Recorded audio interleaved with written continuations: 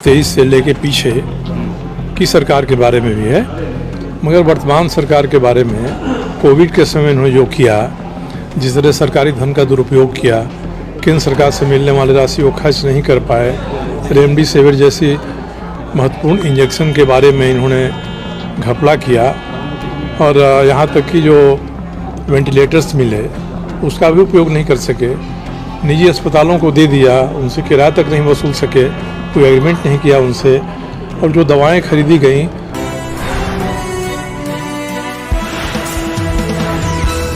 बात मैंने कही, दवा का टेंडर निकला, कम दाम में खरीदने के बदले में अधिक दाम में कैबिनेट से निर्णय करा के अधिक दाम में खरीदा गया।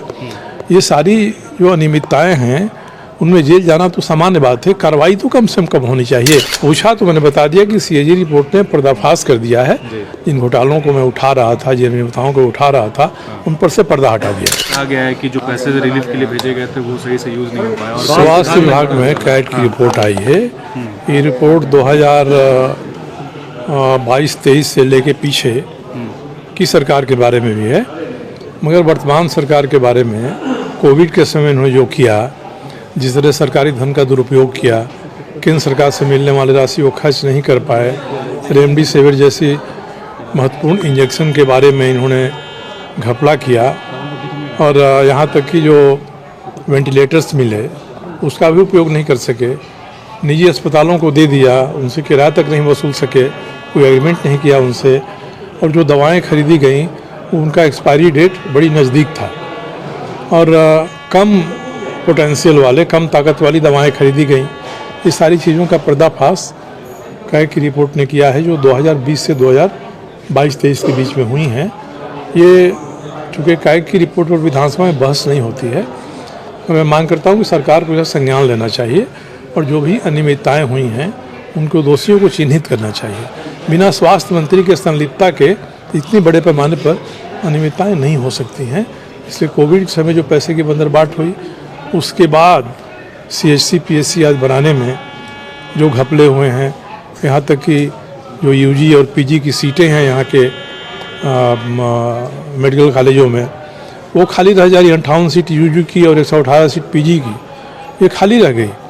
ये निर्देशित करता है कि स्वास्थ्य विभाग बिल्कुल घपले घोटाले में है, लगा हुआ है। लोगों के स्वास्थ्य की चिंता नहीं है, सरकारी धन के उपयोग की चिंता नहीं है और केवल बंदरबाट हो रही थी। यही इससे साबित होता है। इशारा किसकी तरफ है? किसकी तरफ है? स्वास्थ्य मंत्री जो थे उनके खिलाफ मैंने अनियमितताओं को उठाया, मुख्यमंत्री को पत्र लिखा, सबूत पे उनकी फाइलों की कॉपी लगाई। मुख्यमंत्री जी ने आज तक तो कोई कार्रवाई नहीं किया और स्वास्थ्य मंत्री ने मेरे विरुद्ध FIR दर्ज करा दिया और इनके DSP ने उसको ट्रू कर दिया और इसके कारण से मुझे तो जमानत लेनी पड़ी उसमें। और भी एक आध ऐसे FIR हैं जिनके मामले आगे आएंगे। तो जो व्यक्ति स्वास्थ्य विभाग की अनियमितताओं के बारे, घपले घोटालों के बारे में आवाज़ उठाएगा, उनके बारे में सरकार जेल भेजने के लिए FIR कराएगी और जो दोषी है, जिसका अपराध खुलकर सामने आ रहा है, उसको ये सुरक्षित संरक्षित रखेंगे क्योंकि ये उनकी सरकार के हिस्सा है। सर, क्या बन्ना गुप्ता की जो बात आप कह रहे हैं, क्या वो जेल भी जा सकते हैं अगर जांच सही से की जाए? और जांच हो तब तो। जांच कहाँ कोई कराया?